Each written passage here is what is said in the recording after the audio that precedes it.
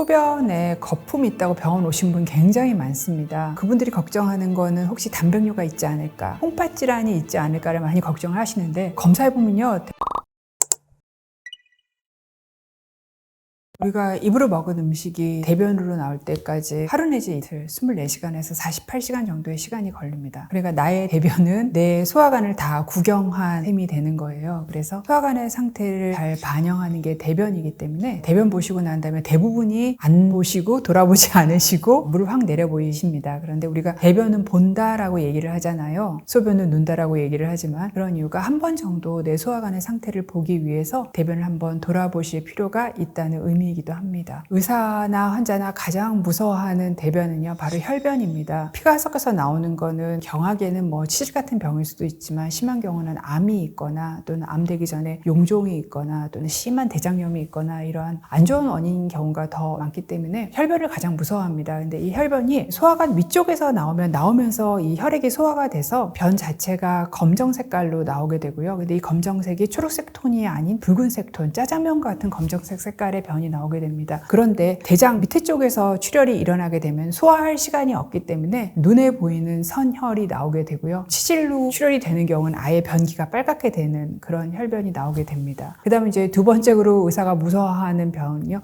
변에서 코가 섞여서 나와요 라고 얘기를 하는 점액변입니다. 이런 경우들은 근만성 장에 염증이 있는 경우들에 이런 염증 세포들이랑 분비물들이 뭉쳐가지고 코와 같은 모양의 점액변을 만드는 경우들입니다. 이렇게 심각하지는 않지만 또 굉장히 오래 지속돼서 불편한 변비가 있을 경우에는 토끼똥 같은 똥들이 나오게 되죠. 그런 경우들은 소화관의 움직임 자체가 느려져서 생기는 경우들이랑, 아가씨들한테 많이 보는 경우에는 끊임없는 다이어트로 섬유소 섭취와 수분 섭취가 부족한 경우가 제일 많습니다. 그 다음에 이제 변 색깔이 붉은색 검은 쪽이 아니라 초록 색깔로 나와서도 병원에 오시는 경우들이 많은데요. 그런 경우는 대변으로 담즙이 배설이 되는데, 이 담즙이 소화가 돼야지 노란 색깔 건강한 변이 나오는데, 소화될 시간이 없는 경우에는 초록색깔 변이 나옵니다. 그래서 흔하게는 장염이 있는 경우에는 설사를 했는데 설사 색깔이 초록색깔이라서 되게 놀라시는 경우들이 있는데, 그거는 설사가 문제인 거지 색깔이 문제는 아니고요. 또 섬유소가 많은 초록잎 채소를 너무 많이 드셔도 변이 초록색깔로 나올 수가 있고요. 특히 약으로는 항생제를 드시거나 아니면 철분지제를 드시면 또 변 색깔이 초록색깔이 돼서 또 환자분이 놀라시는 경우가 많습니다. 또 반대로 흰색깔 변이 나오는 경우가 있는데요. 이런 경우에는 대변에 노란 색깔을 만드는 건 담즙인데, 담즙이 분비가 되지 않고 어딘가에서 막혔거나 안 만들어졌거나 이런 좀 심각한 경우들이 있기 때문에 담도에 폐쇄가 있거나 아니면 간에 쌓여 담즙을 만들어서 배출을 못하는 그런 경우들이 있습니다. 그래서 흰색 변도 좀 위험한 변의 색깔 변화입니다. 소변에 거품이 있다고 병원 오신 분 굉장히 많습니다. 근데 검사해보면요, 그분들이 걱정하는 거는 혹시 단백뇨가 있지 않을까, 혹시 나한테 뭘 숨겨있는 콩팥 질환이 있지 않을까를 많이 걱정을 하시는데, 대부분 검사하면 아무 이상이 없습니다. 그럼 왜 이렇게 거품뇨가 관찰이 되느냐 하면요, 소변 안에는 정상적으로 단백이 나옵니다. 하루에 한 150mg 정도까지는 정상으로 나오게 되는데, 이 단백질이 계면 활성제 같은 역할을 해요. 여러분 혹시 계란 흰자로 거품 내보신 적 있어요? 그럼 엄청 잘 나오잖아요. 그 이유가 계란 흰자에 있는 단백질이 계면 활성제 역할을 하기 때문에 휘저었을 때 거품을 만들어 주기 때문입니다. 그래서 정상적인 소변에서도 거품류가 단백질에 의해서 만들어질 수가 있는데, 특히 아침에 자고 일어나면 자는 동안 물을 마시지 않기 때문에 소변이 굉장히 농축되어 있잖아요. 그러면 이 안에 있는 단백질의 농도가 더 높아지게 되죠. 그래서 특히 아침 첫 소변으로 거품류가 생겨서 오시는 분들이 굉장히 많이 있습니다. 그리고 거품류도 정도에 또 문제가 있는데, 어떤 분들은 굉장히 급해서 화장실 가서 소변을 보시게 되면은 좀 굉장히 센 줄기가 나오잖아요. 그럼 이 압력에 의해서 또 거품료가 더 많이 생기게 되고, 서서 소변을 누시게 되면 낙하하는 위치가 또 높잖아요. 그래서 또 거품료가 좀 많이 생기게 됩니다. 근데 어쨌든 거품료가 있다 이런 생각이 드시면은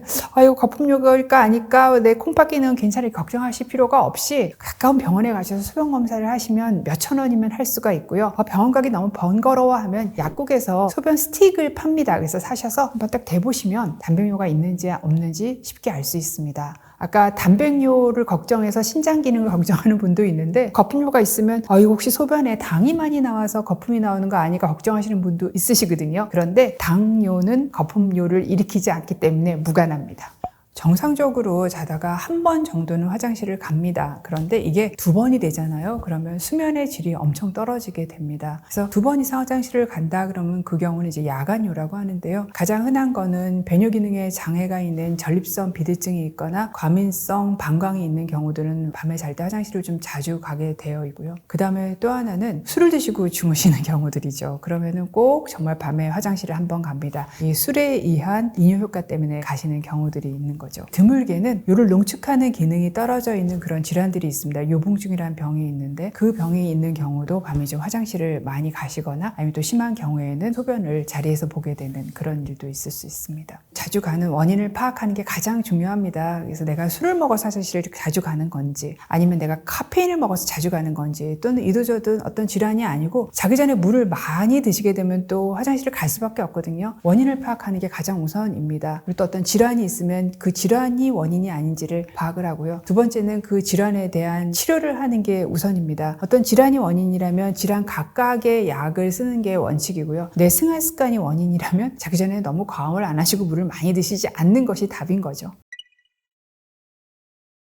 먹고 설거지할 힘도 없다라는 분 굉장히 많으십니다. 먹고 그냥 누워서 이렇게 TV 리모컨만 이렇게 하시는 분들이 되게 많으신데요. 물론 이런 분들은 좀 대체적으로 체력이 좋지 않으신 분들이 이런 경우가 많은데, 첫째로는 가장 흔하게 보는 경우들은요, 체력이 원래 떨어져 있는 분들이 이런 분들이 많습니다. 먹고 나면은요, 원래 가만히 먹지 않은 빈속에 있을 때 위장관으로 가는 혈액량이 하나라고 하면 먹고 난 다음에 평균적으로 이 혈액량이 2~3배가 됩니다. 그러니까 상대적으로 머리로 갈 혈액량이나 근육으로 갈 혈액량이 줄어들게 되니까 굉장히 나른해지고 졸리운 느낌이 들게 되고 힘이 빠지는 증상이 생기게 되는 건데요. 내가 되게 소화가 천천히 되는 기름진 음식을 먹으면 이 혈액량이 거의 7~8배까지도 증가하게 됩니다. 그래서 체력이 평상시에 안 좋은 분들이 소화가 특히 어려운 음식을 많이 먹었을 때 먹고 난 다음에 힘 빠져가지고 가만히 이렇게 누워 걷거나 쉬거나 앉아 있어야 되는 그런 증상이 나타나는 경우가 있고요. 2번째 또 많이 보는 경우가 굉장히 빨리 소화가 되는 탄수화물을 많이 드셨을 경우입니다. 이런 경우에는요, 갑작스럽게 혈당이 치솟아 올라갑니다. 그럼 이 혈당을 떨어뜨리기 위해서 우리 몸에서 인슐린이 갑자기 굉장히 많이 분비가 됩니다. 그럼 이렇게 갑자기 많이 분비된 인슐린에 의해서 혈당이 갑자기 급강하를 하게 되죠. 올라갔을 땐 약간 힘이 났는데 급강하를 하게 되면 이 급강하 때문에 상대적으로 저혈당이 빠지게 되니까 또 힘이 굉장히 빠지게 되거든요. 그래서 대부분 먹고 힘이 빠지는 경우는 체력이 좋지 않은 분들이 소화가 되게 안 되는 음식을 드셨거나 굉장히 많은 음식을 드시는 경우랑, 2번째는 혈당의 급격한 변화를 일으킬 수 있는 정제 탄수화물 식품을 많이 드셨을 때 나타나는 증상입니다. 그러니까 당연히 첫 번째 경우에는 소화가 잘 되는 음식으로 적정량 드시는 게 중요하고 평상시 노력으로 체력을 키우셔야 되고, 2번째 경우는 소화가 천천히 되는 탄수화물로 탄수화물의 종류를 바꿔주시는 게 중요하고요. 소화가 천천히 되는 탄수화물은 정제가 안 된 곡류, 그 다음에 당분이 첨가되지 않은 탄수화물을 얘기합니다. 우리 몸에서 가장 딱딱한 장기가 어딜까요? 보통 뼈를 얘기를 하십니다. 뼈 되게 딱딱해 보이잖아요. 그래도 뼈가 매일 조금씩 낡은 부분을 망가뜨리고 그 다음에 새 뼈가 만들어집니다. 그래서 한 15년이면 뼈가 통째로 갈려요. 우리 몸의 장기들은 다 단백질입니다. 단백질도 마찬가지예요. 한 400g 정도 낡은 단백질이 매일 분해가 되고요. 그리고 배설이 되죠. 그러면 400g 정도가 또 들어와 줘야지 내 몸의 장기를 잘 유지할 수가 있고, 대표적으로 많이 부서지고 만들어지는 장기가 근육입니다. 그래서 나이가 들면서 근육이 조금씩 빠지게 되는데, 특히 단백질 결핍이 되면은 근육이 더 빨리 빠지게 되고, 근육이 할 수 있는 일의 능력을 근력이랑 근기능이라고 하는데, 근기능도 빠지게 되니까 나이가 들어서 근감소증이라는 질환이 생기게 될 위험도가 되게 높아지게 됩니다. 그리고 또 단백질이라는 게 아까 뼈 말씀을 드렸는데, 뼈의 가장 주 단백질은 콜라겐입니다. 피부에 들어있는 거 똑같이 뼈에 들어있어 뼈에 탄성을 주는데요. 이 콜라겐 단백질이 같이 부족하게 됩니다. 근육만 부족한 게 아니라 뼈도 부족해지기 때문에 골다공증의 위험도도 높아집니다. 그리고 또 단백질은 코로나를 겪으면서 항체 얘기도 많이 하고 면역세포 얘기도 많이 듣고 하고 했는데요. 그 항체와 면역세포도 단백질로 이루어집니다. 그래서 기본적으로 단백질이 결핍이 되면은 면역도 튼튼하게 유지할 수가 어렵습니다. 그래서 노인 여성을 대상으로 그분들이 하루 먹어야 되는 단백질의 반만 딱 9주를 줬더니 9주 후에 이분들이 근육도 굉장히 줄어들었고 면역 기능도 굉장히 떨어졌다라는 연구가 보고되어 있습니다. 우리 영양소 중에서 가장 날씬한 영양소는 바로 단백질입니다. 여러분이 왜 날씬해지기 위해서 탄수화물 줄여야 된다, 지방 줄여야 된다 이런 얘기는 많이 들으셨지만, 얘기하지만 아무도 단백질 줄여야 된다 이런 얘기는 안 들어보셨을 거예요. 오히려 단백질은 늘려야 된다 이렇게 많이 들으셨을 거예요. 그 이유가 단백질 자체가 굉장히 오랫동안 배가 부르게 하기 때문에 다음에 들어올 음식의 섭취량을 좀 줄여주는 역할을 하고, 단백질이 근육을 좀 유지를 해줘야지 다이어트 중에 근육이 떨어지게 되면은 기초대사율이 떨어지게 돼서 굉장히 살이 찌기 쉬운 체질이 되거든요. 그걸 막아주는 영양소가 단백질입니다. 근데 나이가 드실수록 모든 분들은 배가 계속 나오세요. 그거는 어쩔 수 없는 현상인데 단백질 결핍이 되면 배가 더 많이 나오게 됩니다. 그럼 배가 나오게 되면은 대사지표라고 하는 혈압, 혈당, 콜레스테롤이 올라가게 돼서 동맥경화 위험도도 높이게 됩니다. 보통 자기 체중 1kg당 1g의 단백질이 매일 필요합니다. 50kg 분이라면 50g을 드셔야 되고요. 60kg 분이라면 60g을 드셔야 됩니다. 그런데 나이가 드시면은요, 같은 양의 단백질을 먹었을 때 내 몸에 들어가서 근육을 만들려고 하는 시그널을 덜 보냅니다. 그래서 이거를 동화 저항성이라고 하기 때문에 나이가 드시면 젊은 사람이 이를 먹는다고 하면 나이가 드시면은 1.3, 30% 정도를 더 드셔야 됩니다. 50kg인 분이 계신다면 젊은 사람이라면 하루에 50g을 드셔야 되지만 나이 드신 분이라면 60g 정도를 드셔주셔야 나한테 필요한 단백질이 다 들어옵니다. 근데 이제 나이가 드실수록 단백질을 챙겨 먹기가 참 어려운 여건이 된다라는 게 또 문제이기도 하죠. 한식이라는 게 옛날 상차림을 보면 삼첩반상, 오첩, 칠첩, 구첩, 그리고 임금님 드시는 수라상 있잖아요. 삼첩반상이 가장 간단한 상인데 보면은 밥국 김치가 있고, 그 다음에 뭐 생선 같은 거에 조리나 구이가 있고요. 그 다음에 나물 반찬이 하나가 있고, 그 다음에 마른 반찬이 있어요. 이렇게 다 차려서 드신다면 한식은 굉장히 좋은 음식입니다. 단백질을 드시기에. 그런데 대부분 나이 드신 분들은 누구를 만나서 고기를 같이 먹는다거나 이런 일이 굉장히 적어지고요. 사람을 만날 일들이 줄어드니까. 또 나이가 드시면 소화 능력이 떨어지게 되면서 고기랑 육류 같은 게 소화가 좀 잘 안 되게 됩니다. 그래서 소화가 잘 되는 탄수화물로 자꾸 갈아타게 되세요. 이래서 나이가 드시면은 굉장히 잘 못 드시게 되는 영양소가 또 단백질이기도 합니다. 나이 드신 분들 냉장고를 열어보면은 김치만 가득 들어있거나 채소들만 가득 들어있어요. 나물만. 이렇게 드시는 경우는 같은 한식이기는 하지만 잘 차려서 먹는 한식은 아니기 때문에 단백질 결핍의 위험이 굉장히 높습니다. 그래서 한식이냐 아니냐가 중요한 게 아니라 제대로 잘 차려서 먹는 한식이냐 아니냐가 한식이냐 양식이냐 이런 것보다 더 중요한 요인입니다.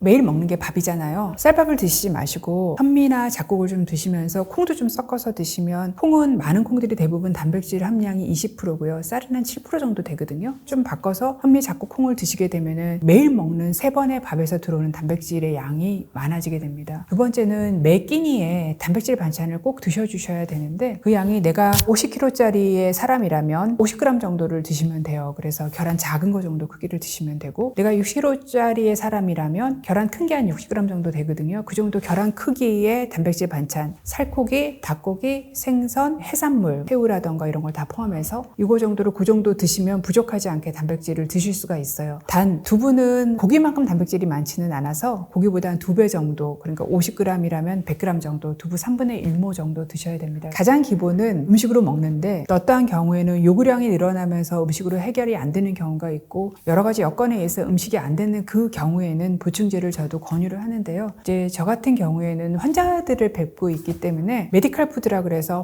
환자용 영양식이들이 있습니다. 그래서 가격도 굉장히 저렴해서 가성비가 좋아요. 그래서 그런 단백질 파우더를 권유를 많이 드립니다. 보통 이제 시중에 파는 단백질 파우더가 보통 한 20g 정도 단백질을 먹으려면 한 3,4천 원 정도의 비용을 지불하도록 되어 있고요. 메디컬 푸드로 나와 있는 건 한 2,000원 정도라서 안전하다고 얘기하기는 뭐하겠지만 더 정확한 공정에 의해서 만들어진 식품이라서 요구르트나 우유나 두유 같은 데 타서 드시는 방법도 있어서 여러 가지 방법으로 적용해서 먹을 수 있습니다. 사실 뭐 질만으로 따진다면 동물성 단백질이 훨씬 좋습니다. 일단 내가 먹었을 때 동물성 단백질은 거의 95% 이상이 내 몸에서 사용을 할 수 있는 단백질이고요. 식물성 단백질은 한 80% 좀 넘게 사용할 수 있으니까 질로 따지면 동물성 단백질이 훨씬 좋습니다. 그리고 우리 영양소 중에서 필수라는 이름이 붙어있는 영양소는 대부분 몸에서 만들어지지 않아서 내가 꼭 먹어줘야 되는 영양소인데, 단백질도 필수 아미노산이 있습니다. 그런 것들은 내 몸에서 못 만들어요. 그래서 꼭 음식으로 들어와야 되는데 동물성 단백질 식품에는 필수 아미노산이 다 들어있습니다. 그런데 식물성 단백질 식품에는 필수 아미노산이 한두 개가 다 빠져 있어요. 그래서 그런 측면에서도 동물성 단백질이 훨씬 좋은 단백질입니다. 그런데 요즘에 항상 연구들을 보시면 동물성 단백질을 줄이고 식물성을 먹었더니 심혈관계 질환 발생률이 12%가 줄었고 전체 사망률이 12%가 줄었어요. 이런 연구 결과들을 많이 보십니다. 그 이유는 동물성 단백질이 장점만 있는 게 아니라 단점도 있는데, 있는데 대표적인 게 이 고기를 먹으면서 단백질의 양보다 고기 안에 들어있는 기름량이 더 많거든요. 그 기름의 반은 포화지방입니다. 고기를 먹으면서 콜레스테롤을 먹을 수밖에 없잖아요. 그리고 고기 중에서 적색류를 먹으면 발암물질도 많이 먹게 되거든요. 그러니까 필수 지방산이 많아서 먹어야 되는데 이런 나쁜 것들도 있으니 결국은 내가 총 먹어야 되는 단백질에서 한 3분의 1 정도 이상만 동물성 단백질을 먹으면 나한테 필요한 필수 지방산을 다 먹을 수 있다라고 되어 있기 때문에 동물성 단백질을 굉장히 많이 드시는 분은 동물성을 줄이고 식물성으로 갈아타면 굉장히 건강에 도움이 되지만 또 식물성이 더 좋다, 동물성이 나쁘다 이런 뉴스를 보시고 그나마 먹던 냉면에 들어있는 메추리알 그다음에 계란 반알까지 빼고 드시고 그다음에 고기 절대로 안 드시고 이러시면은 결핍에서 더 결핍이 되는 거이기 때문에 많이 먹는 사람이 줄여 먹으라는 뜻이지 안 먹는 사람은 동물성 단백질을 내가 먹는 단백질의 최소한 40% 정도 3분의 1 이상은 먹어줘야 필요한 필수 아미노산을 다 먹을 수 있습니다. 그래서 답은 동물성을 많이 먹는 분들은 줄여야 되지만 동물성을 적게 먹는 분들은 늘려야 된다가 답입니다.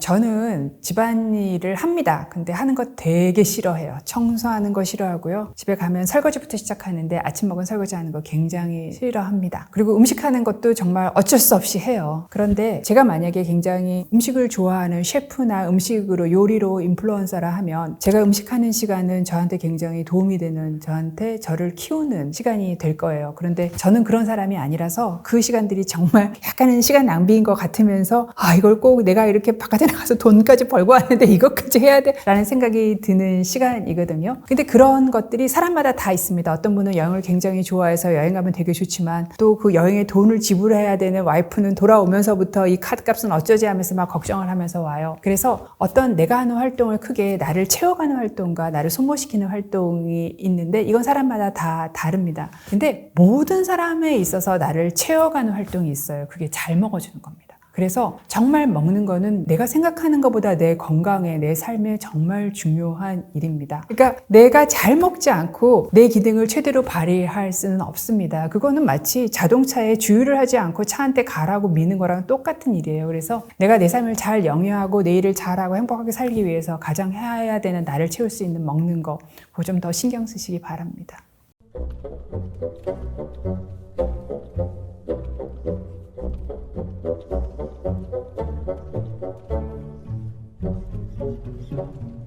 Thank you.